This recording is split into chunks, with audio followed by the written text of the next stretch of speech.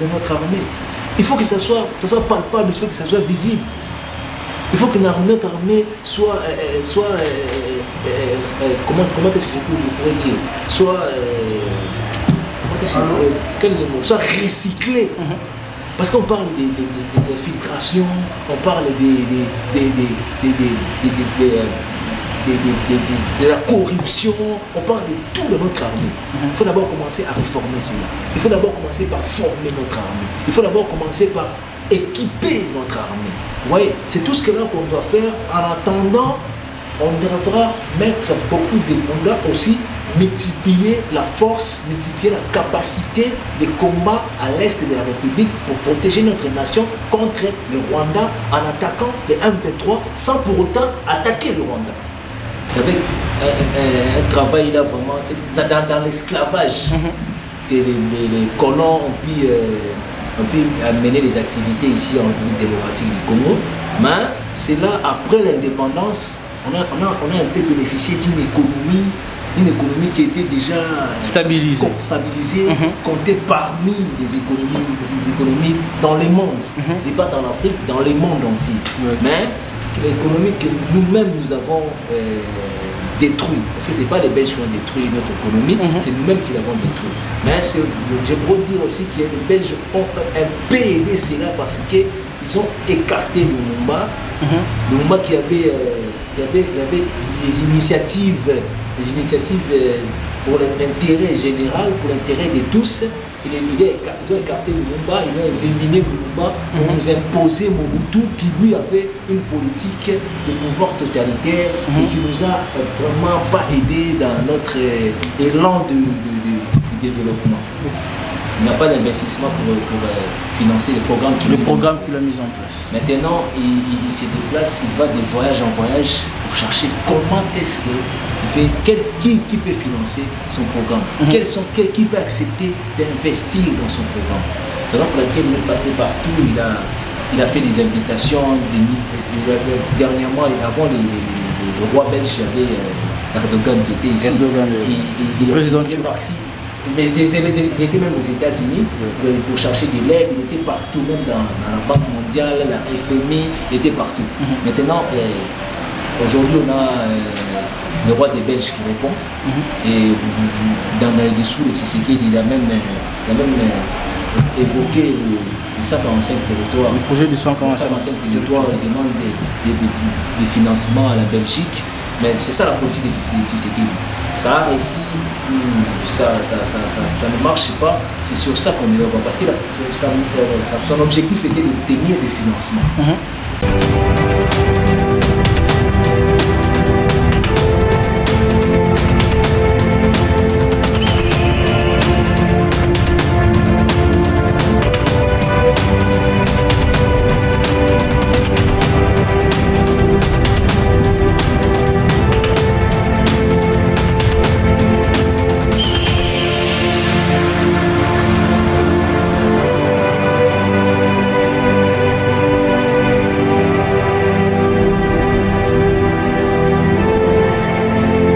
Bonjour messieurs et dames, très chers internautes, bienvenue encore une fois de plus de nouveau sur Goshen 7 Télévision. Je tiens à vous saluer, vous nous suivez de partout, à Kinshasa, à l'étranger, à l'intérieur de la République démocratique du Congo.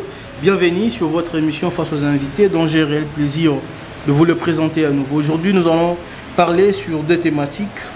La visite du roi Philippe à Kinshasa, arrivé il y a quelques jours, et puis l'affaire M23, Rwanda, RDC.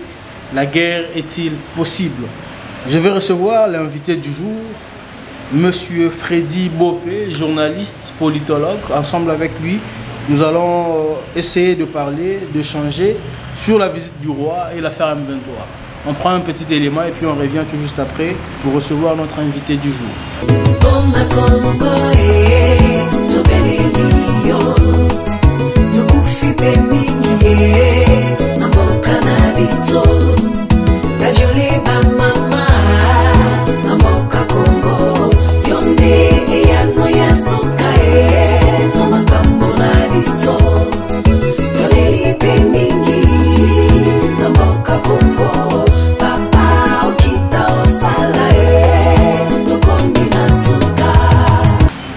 Sur ce plateau, Monsieur Freddy Bopé, journaliste, politologue. Bienvenue, bonjour encore une fois de plus sur Goshen 7. Bonjour mon frère Stott. Je suis encore très heureux de passer ici. C'est pour la deuxième fois depuis que vous m'avez ici. On a discuté sur la réconciliation. Oui, je pense encore être pertinent dans les explications. Ça n'a pas toujours été tâche facile d'expliquer les choses, mais je vais au moins essayer d'être pertinent comme vous l'avez toujours été. C'est encore d'expliquer un peu en profondeur pour que les téléspectateurs qui nous suivent quittent dans l'ignorance, et j'ai un grand plaisir de les retrouver encore. Très bien, merci Monsieur Freddy Bopé. Je rappelle que vous êtes journaliste, politologue et consort. On va prendre le tout premier thématique qui est la visite du roi Philippe à Kinshasa. Bon, ce que j'aimerais dire, il faut d'abord rectifier que ce n'est pas la visite. C'est pas la visite.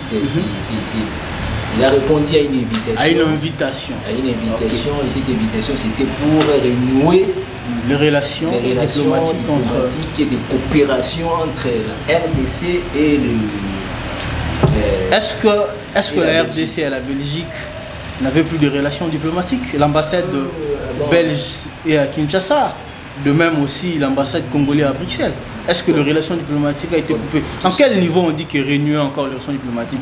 Est-ce que les relations étaient à froid ou bien il n'y avait pas de relations? Par rapport à tout ce qui s'est passé entre RDC et le Rwanda, on s'est séparés à qui c'était pas vraiment de bonnes relations. Même s'il y avait l'ambassade ici, par rapport aux coopératives, par rapport à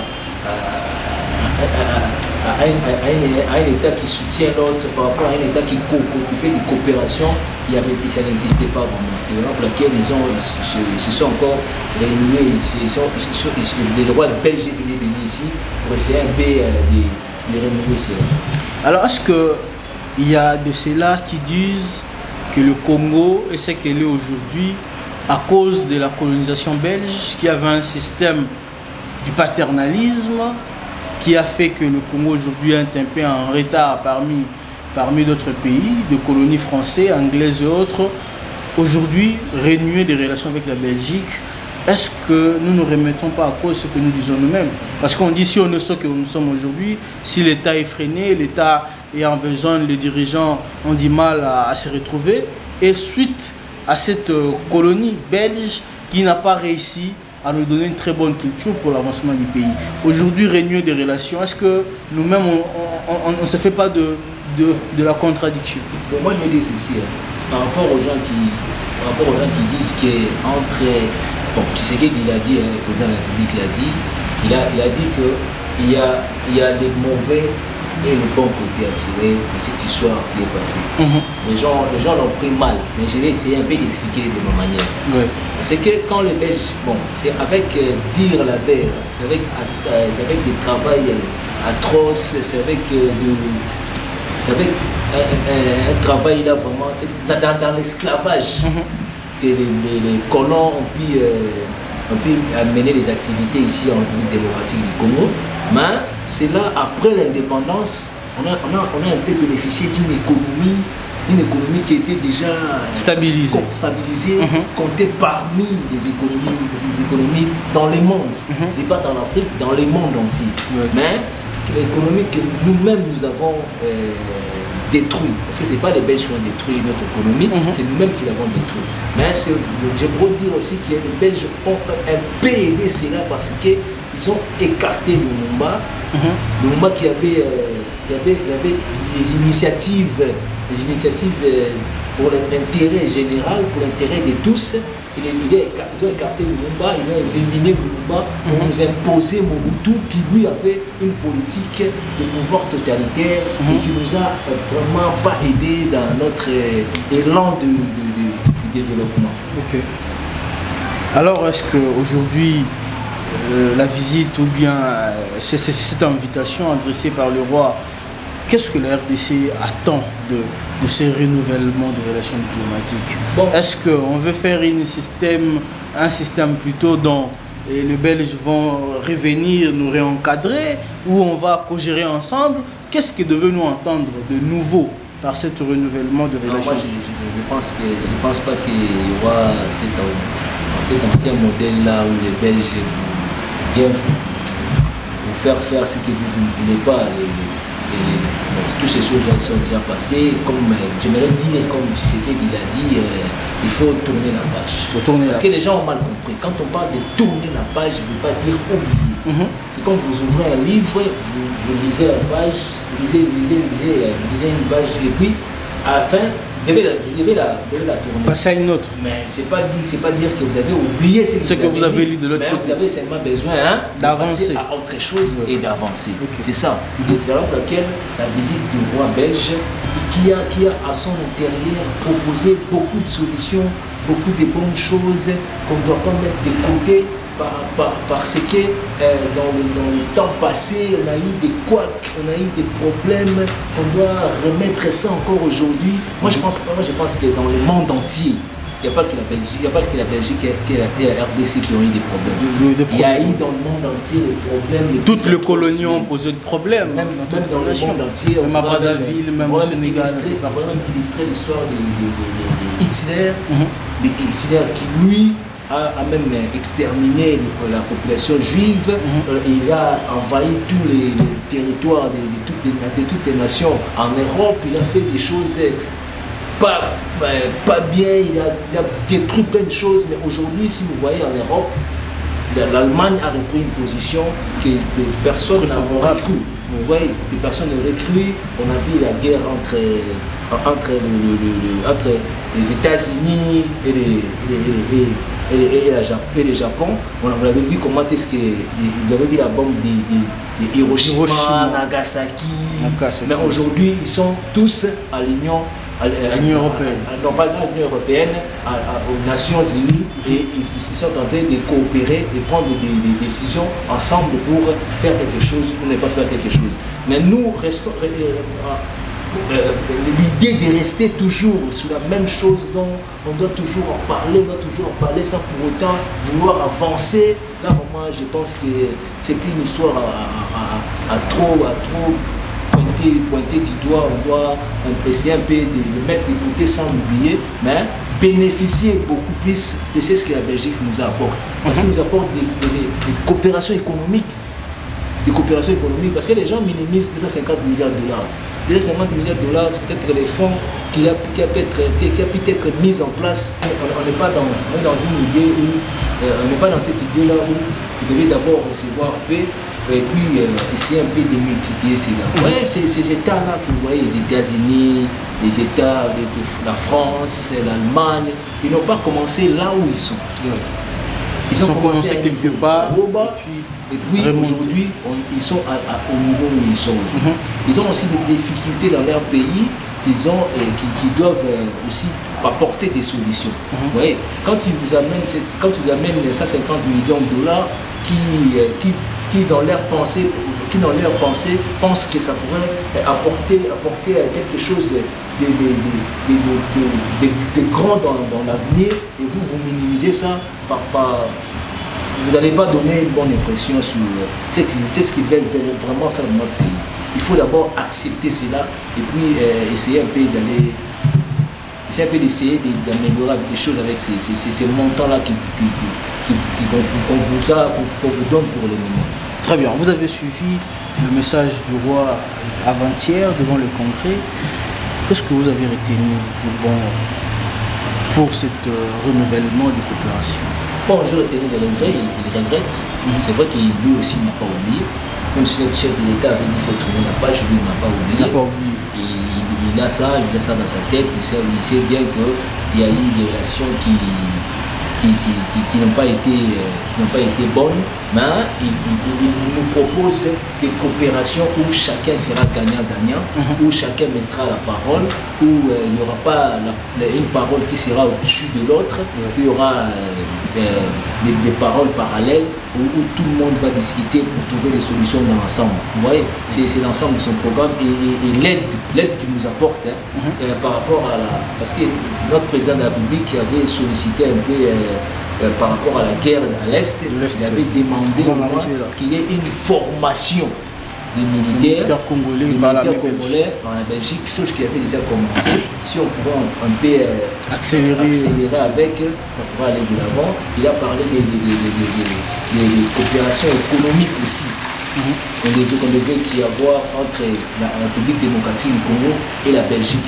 C'est là pour lequel moi je dis il faut regarder cela, il faut regarder les intérêts, il faut regarder ce que la Belgique est en train de nous amener. Même Noumouma lui-même serait content. Même Noumouma lui-même serait content qu'aujourd'hui notre pays est allé dans l'avant. Vous voulez qu'il ne peut pas, il répare comment? Parce qu'il vous a amené le masque et prochainement ils vont restituer tout ce qu'ils ont pris en RDC petit à petit. Petit à petit, ils vont les objets culturels. Mais qu'est-ce que vous voulez encore de plus? La procédure va mollo jusqu'à ce que ça va atteindre les bouts. C'est ce qu'on peut demander à la République démocratique du Congo aussi, et surtout à des opposants qui amènent des sentiments dans tout. On doit voir aussi qu'est-ce que la République démocratique du Congo gagne dans cette relation. Très bien. Maintenant, on va prendre cette relation du point de vue diplomatique. Est-ce qu'aujourd'hui, peut-on dire que Félix Tshisekedi est en train de réussir sur le plan de la diplomatie, là où Kabila n'a pas réussi?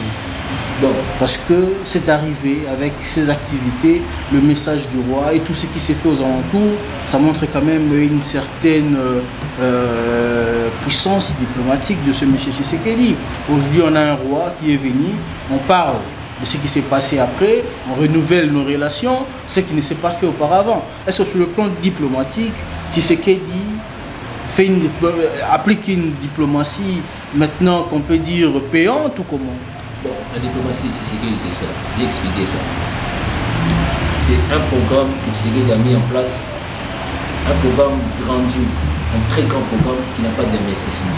Il n'a pas d'investissement pour financer le programme qu'il a mis en place. Maintenant, il se déplace, il va de voyage en voyage pour chercher comment est-ce qui peut financer son programme, qui peut accepter d'investir dans son programme. C'est là pour laquelle il est passé partout, il a fait des invitations, dernièrement, avant le roi belge, il y avait Erdogan qui était ici. Le président turc. Mais il était même aux États-Unis pour chercher de l'aide, il était partout, même dans la Banque mondiale, la FMI, il était partout. Maintenant, aujourd'hui, on a le roi des Belges qui répond.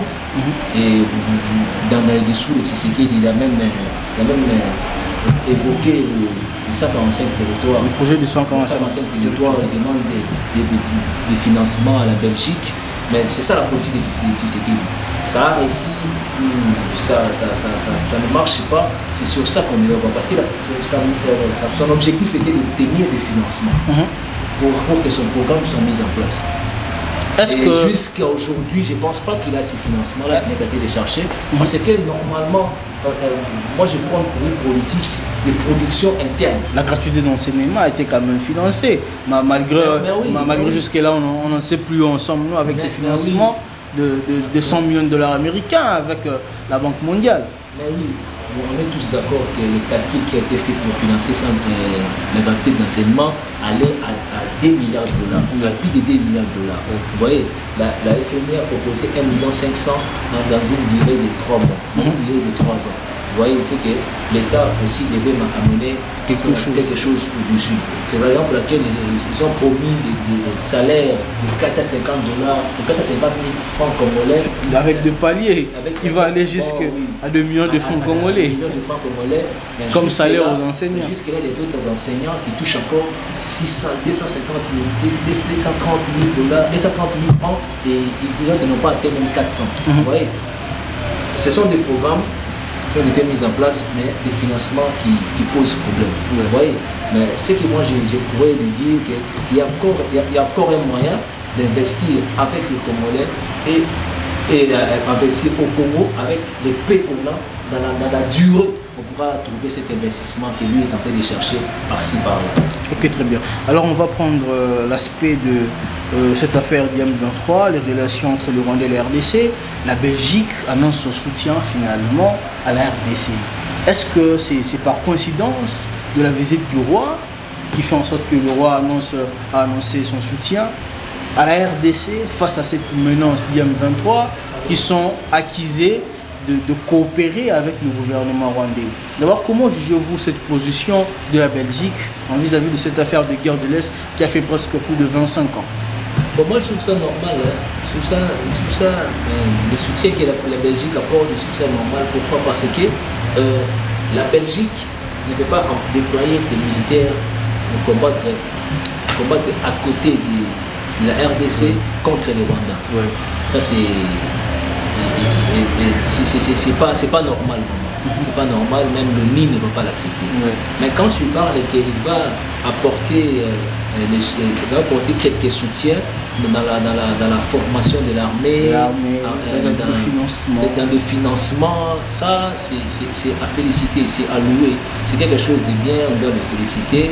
On ne doit pas refuser quelque chose de comme ça pour dire que Lumumba, vous avez coupé les mains, vous avez fait ceci, cela. C'est une opportunité qui nous ouvre la porte et ce qu'on a nous à faire, c'est d'entrer, c'est tout. Alors l'affaire M23, est-ce que ces dernières attaques, c'était le goutte d'eau qui a débordé la vase? Le gouvernement congolais, on a vu, le gouvernement congolais a officiellement pointé du doigt au gouvernement rwandais, dont le Rwanda refuse toutes les accusations faites par Kinshasa. Comment trouvez-vous cette affaire? Où nous allons en finir avec cette affaire M23 et du Rwanda? Le problème, il est simple. Le problème est que c'est la RDC qui n'arrive pas à terminer la guerre. La RDC qui n'arrive pas? Oui. Comment? Oui, parce qu'il a montré l'incapacité du niveau militaire. C'est toutes les actions qu'ils ont entreprises depuis qu'ils ont commencé, ça fait plus d'1 an aujourd'hui, il y a toujours des atrocités, il y a toujours M23 qui continue à créer de la terreur. Mais tout le bastion de camp, les rebelles ont été récupérés par l'armée nationale. Vous venez d'évoquer une autre incursion ou une autre attaque. Mais tout récemment, c'est ce qui a créé tous ces soulèvements de la population. C'est que dire que la guerre n'est pas encore terminée. Est-ce que nous pouvons dire que la RDC fait face à une guerre ou à une pression des attaques terroristes? Est-ce que c'est vraiment une guerre? Bon. Ils ont donné maintenant un nom, et ce sont les terroristes. Oui, maintenant il faut trouver des solutions appropriées pour lutter contre le terrorisme. Vous voyez, il pointe du doigt le Rwanda d'avoir de soutenir les terroristes, que le Rwanda nie matin, midi, soir à l'autre. Pour lui, il n'est pas concerné dans cette guerre. Vous voyez, mais quand on pourchasse le M23, il se réfugie au Rwanda et il ressort du Rwanda. On ne sait pas par quel miracle, comment ils font pour avoir une bonne relation. Et par contre, on nous demande de nous aider à éradiquer ces gens-là. Mais ils font des navettes Rwanda-RDC, Rwanda-RDC, c'est ce que nous ne comprenons pas. Les gens se posent la question aujourd'hui, est-ce qu'il faut attaquer le Rwanda? Moi je dis que notre pays est un pays qui est en pleine reconstruction. Vous voyez, nous avons des reconstructions de notre pays. D'abord, le budget il est insuffisant. Trop éphémère. Le chef de l'État a fait plus de 200 voyages pour aller chercher des investisseurs, pour aller chercher des gens, pour aller chercher des financements. Il est parti, il était par-ci, par-là. Gauche à droite. Sans trouver ce qu'il a. Surnommé Manjala. On a une administration qui est pourrie de l'intérieur. On a le système santé qui ne marchait pas. Toutes les initiatives de construction qui n'aboutissaient pas. On a même zéro trou qui ne tient pas. On a tout même les initiatives de pêche et de poissons, rien n'a marché, rien n'est arrivé jusqu'au bout. Même les routes qu'ils devaient construire, même à Kinshasa ici, n'est pas arrivé au bout. Vous voyez, aller en guerre, la guerre veut dire amener encore plus de capitaux, plus de dépenses. Ce n'est pas un bénéfice de faire la guerre. Qu'est-ce que nous devons faire? Nous devons continuer, nous, à protéger notre pays. On doit renforcer l'armée. Qu'est-ce que nous devons faire? On doit continuer avec la diplomatie. Il faut riposter. Il y a deux choix à faire. Les gens demandent qu'il faut qu'il y ait des réformes. Il faut qu'il y ait des réformes concrètes dans notre armée. Il faut que ça soit palpable, il faut que ça soit visible. Il faut que notre armée soit, comment est-ce que je pourrais dire, soit, comment est-ce que je pourrais dire, quel est le mot, soit recyclée. Parce qu'on parle des infiltrations, on parle de la corruption, on parle de tout de notre armée. Il faut d'abord commencer à réformer cela. Il faut d'abord commencer par former notre armée. Il faut d'abord commencer par équiper notre armée. Vous voyez, c'est tout ce que là qu'on doit faire. En attendant, on devra mettre beaucoup de monde aussi, multiplier la force, multiplier la capacité de combat à l'est de la République pour protéger notre nation contre le Rwanda en attaquant les M23 sans pour autant attaquer le Rwanda. Ok. Sans pour autant attaquer le Rwanda. Mais on va se préparer à la guerre. Si les Rwandais s'hazardaient à nous attaquer, nous, là on n'aura pas le choix. Là on n'aura pas le choix, on mettra tout en place pour attaquer. Mais si par hasard, dans vos tirs de coups, quelque chose tombe au Rwanda, comment vous imaginez la suite? Et si le Rwanda ripostait? Mais le problème c'est quoi? On est parti des coopérations entre frères. C'est ce qu'il a dit, frères, aide-nous à mettre ces gens de côté. Mais il a d'ailleurs créé de problèmes énormes. Cette appellation qu'il a appelée Kagame frère. C'est en même temps les frères qui nous poignardent dans le dos. Vous voyez? Mais il va assumer les conséquences. Est-ce vrai les M23 sont nourris, fournis par le gouvernement rwandais? On a vu les vidéos qui montrent les armes nouvelles. On a vu sur la vidéo des soldats militaires rwandais avec des cartes. Les militaires rwandais que le Rwanda nie tout en bloc. Et ce qu'on devait faire, on devait punir tous ces gens-là, tous ces soldats-là de notre territoire pour donner une leçon à ceux qui oseraient descendre sur notre territoire, qu'ils sachent à ceux que en République démocratique du Congo, c'est bien un endroit où on peut badiner. Si on est là-bas, on aura une punition qu'on mérite. Très bien. Maintenant, ce qu'on peut expliquer, c'est que les gens, ça c'est une chose. Ils disent qu'à l'époque de Kabila, les Rwandais ne nous attaquaient pas, les Rwandais ne faisaient rien. Mais à l'époque de Tshisekedi, mais moi je veux dire aux gens que quand Kabila, il n'y avait pas de relation entre les Rwandais, il n'y avait pas ceci, cela. Mais je veux seulement que quelqu'un m'explique. Comment est-ce qu'il n'y avait pas de relation diplomatique ni rien, mais que le Rwanda soit parmi les pays producteurs de minerais qu'ils n'ont pas dans leur sous-sol. Raffinerie d'or, tout ça. Qu'ils n'ont pas dans leur sous-sol. À l'époque de Kabila, ça fait 18 ans qu'on a mis le Rwanda dans une position où il était meilleur producteur de colbate, de cuivre, de coltan, mais des produits qui ne se trouvent pas dans son sous-sol. Comment expliquer? Il les prenait au Congo. Certainement. Mais il nous faisait... Il y avait une mascarade pour nous dire qu'il n'y a pas de relation entre RDC et Kinshasa, mais il y avait des minéraux qui étaient ici pour aller là-bas. C'est ça l'explication. Ou bien si une autre personne a une autre explication, il devait nous donner, il devait nous apporter. Maintenant, tu sais qu'il est venu, lui dit, frère, lui dit ceci, c'est là, on doit éradiquer M23.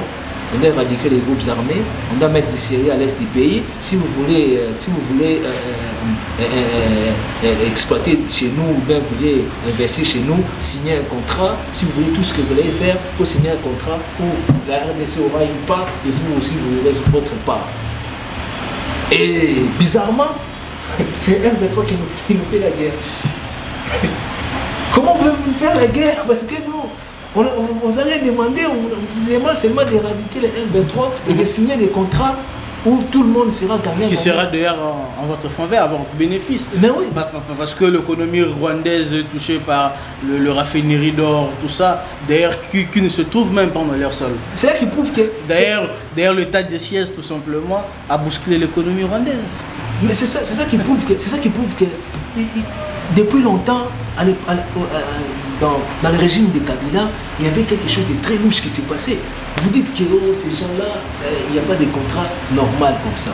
Mais la nuit, pense qu'il y avait des contrats. Il y avait des choses qui s'exécutaient la nuit parce qu'on ne peut pas expliquer comment est-ce que les Rwandais peuvent être un pays producteur de l'or, des diamants, non pas des diamants, des cuivres, des colbats.